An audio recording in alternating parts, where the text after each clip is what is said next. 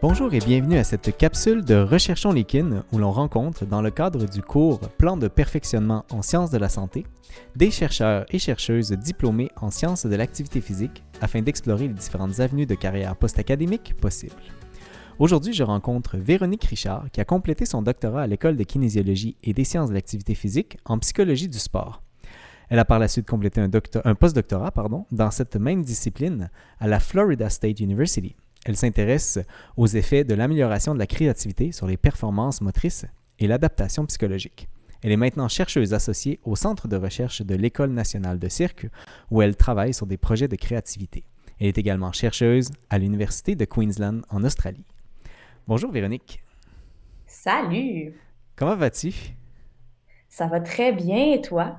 Ça va très bien, merci. Merci d'avoir accepté de partager ton parcours post-académique avec les étudiants et étudiantes en kinésiologie. Est-ce que tu pourrais nous parler de ton ou tes emplois actuels, en fait? Oui, ben en fait, j'aime dire que j'ai comme deux carrières en parallèle, une plus appliquée puis une plus scientifique. D'accord. Donc, je vais commencer par le côté plus appliqué. Est-ce que Donc, c'est parce que tu le préfères?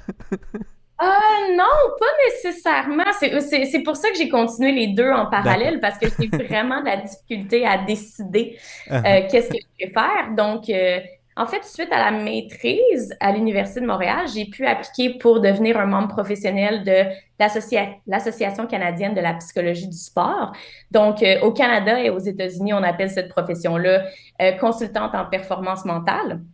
D'accord. Donc, peut-être que certains d'entre vous êtes au courant, mais dans les équipes sportives, il y a de plus en plus d'intérêt sur le développement des habiletés psychologiques pour non seulement aider les athlètes à mieux performer, mais aussi à maintenir un bien-être psychologique adéquat. Mhm. Donc, en 2012, je crois, j'ai commencé à... Tu sais, j'ai démarré ma propre entreprise, puis j'ai D'accord. commencé à voir des athlètes. Bon, moi, je suis une ancienne patineuse artistique, donc ça a été facile de commencer dans ce sport-là. Et Évidemment. tranquillement, à travers les années, à force de prendre l'expérience sur le terrain, j'ai commencé à travailler avec des équipes nationales. Donc, en 2015, je travaillais avec natation. Mon Dieu, là, faut que je tourne mon cerveau en français. Avec Natation Canada et avec Waterpolo Canada. J'ai continué avec Waterpolo Canada pendant 7 ans. J'ai travaillé avec différents autres sports aussi, avec Natation Artistique Canada, avec Gymnastique Canada, le volet trampoline, avec différents athlètes individuels aussi au niveau national et international. Et c'est un peu toujours la même chose dans ce travail-là. Le but, c'est vraiment d'aider les athlètes à développer des habiletés psychologiques optimales. De mon côté, j'aime beaucoup travailler sur le terrain, donc avec aussi les entraîneurs et Mhm. les autres membres de l'équipe intégrée du sport, que ce soit les préparateurs physiques, que ce soit les physiothérapeutes, de vraiment créer les nutritionnistes aussi, super important. Bon, quand il y a des problèmes de nutrition, c'est souvent autant nutritionnel que psychologique. Donc, on peut Mhm. aussi offrir du support aux athlètes de ce côté-là. Donc, voilà, c'est le côté un peu appliqué, consultante en performance mentale. J'ai été beaucoup associée à l'Institut national du sport du OK. Québec et aussi au Cirque du Soleil. Donc, ça, c'est mon volet qui commence à transitionner vers on, ma on s'en va vers la recherche. recherche, là. Oui, exactement. Donc, ben, en fait, c'est la rencontre de l'univers du cirque qui a fait en sorte que j'ai fait un doctorat parce que quand j'ai découvert, c'est sûr qu'en tant que patineuse artistique, j'avais fait un peu de choses comme ça, mais Mhm. tout le côté développement artistique, l'improvisation, bouger le corps vraiment différemment. J'ai eu la chance en 2011 de faire un stage au Cirque du Soleil en tant que consultante en performance mentale. Donc, c'était D'accord. vraiment plus pour le volet appliqué. Mais ça m'a donné l'idée de faire mon doctorat sur le rôle de la créativité et des activités créatives sur le développement psychologique des athlètes. Et ben, à ce moment-là, c'était très naïf comme choix. C'était juste quelque chose pour lequel j'étais curieuse. Donc, on ne sait jamais où les choses vont mener. Uh-huh. Mais finalement, semble que ce sujet-là de la créativité a pris de l'ampleur, de l'intérêt dans le milieu de la performance. Puis j'ai eu beaucoup d'opportunités grâce à ça. Euh, le postdoctorat à Florida State University étant une superbe opportunité parce que mon sujet de recherche était un peu différent. ça a attiré la curiosité Mhm. de Gershon Tenenbaum, le chercheur là-bas, celui qui s'occupait du lab, dans le fond. Donc, j'ai pu aller là puis bénéficier de l'expertise du lab, mais aussi de leur faire bénéficier de ce sujet de recherche-là. Puis c'est un petit peu la même chose en ce moment. J'ai développé mon approche, l'utilisation d'approches créatives pour le bien-être psychologique et différentes habiletés psychologiques. Puis, la même chose ici en Australie, je me suis fait offrir une position de chercheur due au côté un peu unique et original de ce que je fais qui semble complémenter ce que les chercheurs ici font déjà. Donc, voilà. Je dirais même plus que original, je dirais créatif comme Ouais. poste. Ça semble être... en fait, tu sembles avoir un parcours là, complètement explosé qui part dans toutes les directions, mais sur lesquels finalement tout se rejoint un peu. J'imagine qu'il n'y a pas eu un seul déclic là, qui t'a amené dans ces différents endroits. Si on commence par ce qui s'est passé là, à la Queen's, ton poste à la Queen's University, est-ce que je le prononce Queensland. correctement? Queensland, pardon. Queensland, pardon. Comment ça s'est fait là, de se retrouver en Australie pour travailler? Oh my God, c'est quand même c'est un beaucoup de coïncidences. Le head of school, je suis pas trop sûre comment on traduit. Ici, ici, ils appellent ça des écoles, là, so School of Human Movement and Nutrition Science. Euh, c'est un Canadien, OK. premièrement, ça l'aide à comprendre l'histoire. Mhm. Puis, il a fait quelques projets juste pour supporter différents projets qui avaient lieu à l'École nationale de cirque. Puis, en 2019, on était en Suède pour une conférence sur la littératie physique, dans laquelle moi, je présentais mon projet que j'avais fait à l'École nationale de cirque sur la créativité dans le mouvement. Et le directeur de l'école, appelons-le comme ça, là, c'est plus facile, c'est plus simple, euh, était là et a entendu ma recherche. Je le connaissais déjà un peu parce que, dû aux collaborations qu'il faisait à l'École nationale de cirque, et il était curieux d'en apprendre plus. Donc, tout au long de la conférence, on a continué à jaser.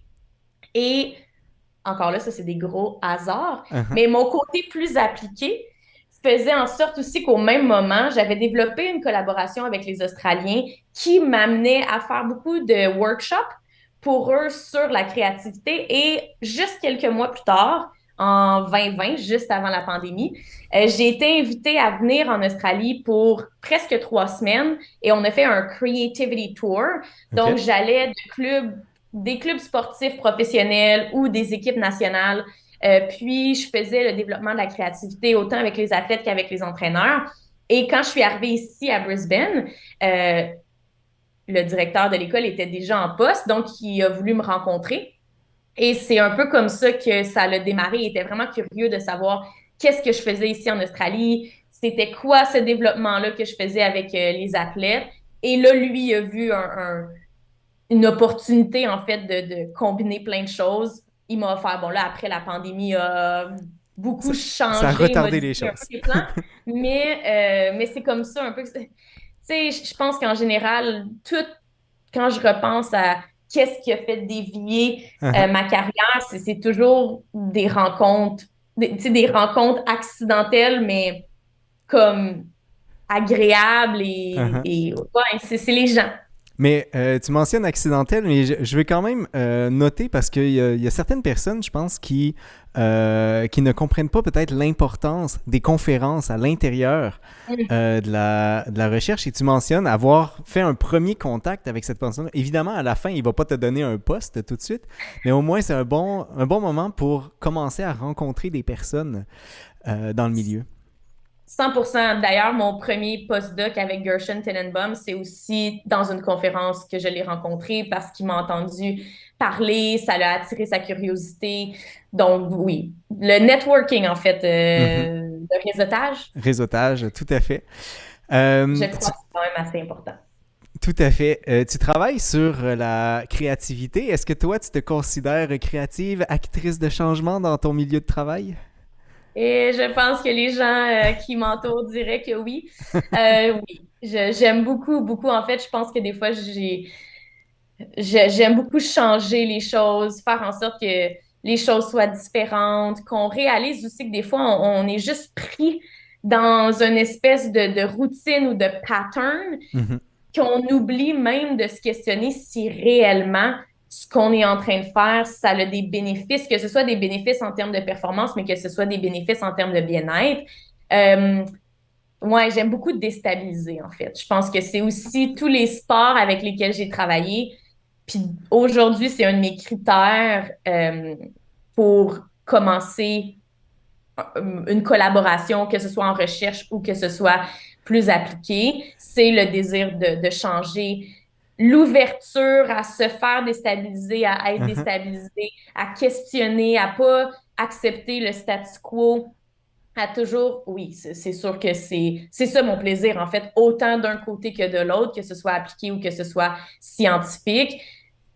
Faire ce qu'on sait déjà, non, Mhm. je veux qu'on fasse des choses différemment. Je pourrais t'en parler pendant des heures, mais oui, je pense que les gens, même la façon dont je fais la préparation, la performance mentale, je pense que ça pourrait s'inscrire dans un créneau qui pourrait être décrit comme un peu créatif et différent.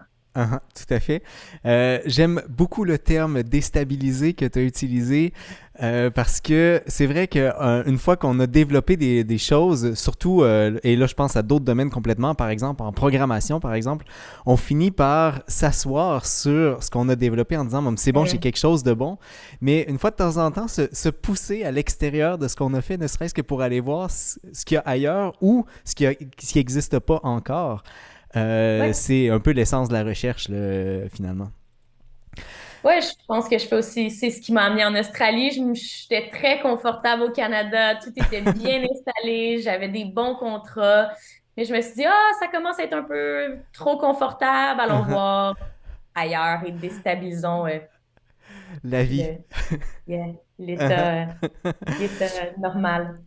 Tu nous as déjà fait un petit rappel rapide là, déjà de ta scolarité. Est-ce que tu pourrais nous parler maintenant des différentes compétences que tu as pu acquérir durant ton passage, soit à l'école ou dans tes études antérieures, que tu penses qui te servent encore aujourd'hui? Je- de tête, je pourrais déjà penser à la créativité ou au domaine artistique là, avec le patinage Mm. artistique, mais j'imagine qu'il y en a plein d'autres.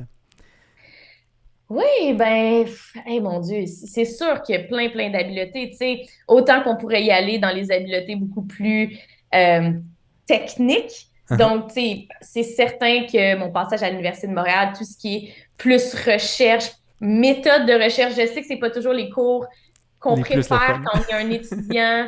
C'est pas, mais pour vrai, je pense qu'en rétrospective, tu vois à quel point, tu sais, je vais mentionner quelque chose qui va paraître anodin, mais comment utiliser EndNote. Tu sais, mon EndNote, en ce moment, c'est peut-être la chose la plus importante dans ma vie, là. Si je perds mon EndNote, genre, ça pourrait pas fonctionner. Puis ça, je me rappelle avoir appris ça dans le premier cours de méthodologie qu'on fait même à la maîtrise, même pas au doctorat.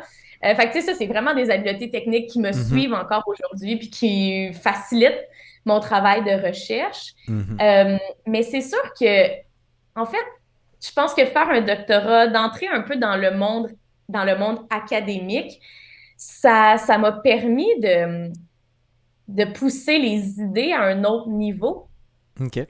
Ça n'a pas été nécessairement toujours facile, dans le sens qu'il y a quand même une résistance aussi du milieu académique quand tu veux faire des choses différentes Uh-huh. qui ne rentrent pas nécessairement dans les cases. Mais en même temps, ça m'a vraiment permis de développer ma capacité à bien argumenter, argumenter avec un support scientifique, donc pas Mhm. juste parce que je le file ou parce que ça me tente, Uh-huh. mais hey, il y a de la recherche. Ça m'a aussi poussé, mathématiques de recherche m'a poussé à la transdisciplinarité. Donc au début, parce qu'il y avait effectivement les chercheurs qui m'ont peut-être suggéré de ne pas prendre la créativité comme thème avaient raison. Il n'y avait pas beaucoup de choses dans le sport, Uh-huh. mais il y avait quand même plus de choses en psychologie. Donc, c'est quand même une habileté que beaucoup vont considérer psychologique. Donc, si j'allais au département de psychologie, je trouvais des choses. Mais là, en même temps, ça l'ouvre beaucoup sur le milieu des arts. Donc là, tu tombes dans ça aussi. Puis à la fin, tu rencontres tellement de gens de tellement de milieux. Donc, je pense que ça m'a permis vraiment de développer des bons arguments scientifiques, mais aussi développer cette transdisciplinarité-là qui est nécessaire, puis qui, je crois, supporte beaucoup là, qu'est-ce que je fais aujourd'hui. De développer les compétences de communication à travers les Ouais. différents milieux aussi, c'est jamais évident. Si tu avais la Véronique du temps de ses études et que tu avais un conseil à lui donner, tu lui dirais quoi par rapport à son futur? Ouais, c'est vraiment une bonne question, ça. J'ai pas vraiment réfléchi à ça. Qu'est-ce que je lui dirais? Ben, je sais pas. J'aime beaucoup comment, tu sais, les choses se sont pas passées de façon linéaire ou, Uh-huh. mais, D'accepter ça. mais ouais, d'accepter ça, puis de pas douter peut-être. En même temps, je pense pas que j'ai douté tant. Fait que, tu sais, je suis Uh-huh. comme, Mais de faire je- confiance à ce qui s'en vient, même si on met un pas dans le vide finalement. ouais, exactement. Tu sais que ça va fonctionner, puis que, mais je pense que, en fait, maintenant en rétrospective. Puis aussi, à force de rencontrer d'autres étudiants, même ici à l'université, c'est fait quelque chose qui te passionne parce que si Mhm. ton projet de recherche, tu sais, c'est quand même long, un doctorat, c'est quelque chose que tu vas passer beaucoup de temps. Moi, j'ai décidé de suivre quelque chose qui me passionnait vraiment, même si j'avais peut-être moins, tu sais, il y avait moins de support scientifique pour appuyer mon Uh-huh. idée, initialement du moins. Euh, je suis contente de l'avoir faite parce que je pense que au moins, moi, j'avais l'impression de faire quelque chose qui était important parce que je voyais aussi le lien. Puis ça, c'est quelque chose qui est super, c'est encore important pour moi aujourd'hui. Puis je me conseillerais la même chose. Tu sais, pour moi, le terrain nourrit ma recherche, puis la D'accord. recherche informe le terrain. Uh-huh. Puis de faire les deux, même encore aujourd'hui, je peux pas arrêter de faire du terrain. On dirait que sinon, j'ai l'impression que ma recherche va devenir moins Isolé. significative pour Mhm. moi.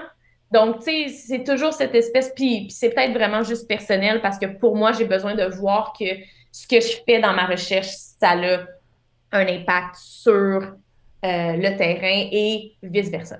Ben, je pense que c'est personnel, mais qu'il y a beaucoup de personnes qui vont se sentir personnellement interpellées par ça.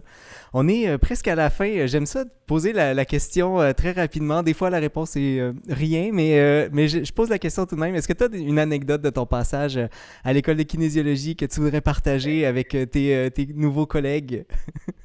Ouais, c'est plus que je pourrais partager avec. C'est pour ça, en fait, que souvent la réponse c'est non. Anecdote. C'est difficile parce que t'es comme, ah, je sais pas si les gens avec qui j'étais à cette époque-là aimeraient ça entendre leur nom. Euh, Ben, en tout cas, on non, sait qu'il y a des choses qui se sont passées. On saura peut-être pas quoi, mais c'est très correct comme ça. ça a été un beau passage. Je dois avouer avoir été une étudiante un peu in and out, dans le D'accord. sens que, vu que je faisais beaucoup de travail appliqué, tu sais, ça a été très fluide Mhm. comme passage. Mais non, ça a été des belles années. Oui, excellent. Bon, mais merci Véronique. Je rappelle que je rencontrais Véronique Richard, qui est chercheuse associée au Centre de recherche de l'École nationale de cirque ainsi que l'Université de Queensland en Australie. Merci Véronique d'avoir accepté de participer à l'entrevue. Ben, merci beaucoup pour l'invitation. Ce fut un plaisir. Et pour tout le monde à la maison, je vous souhaite une excellente fin de journée.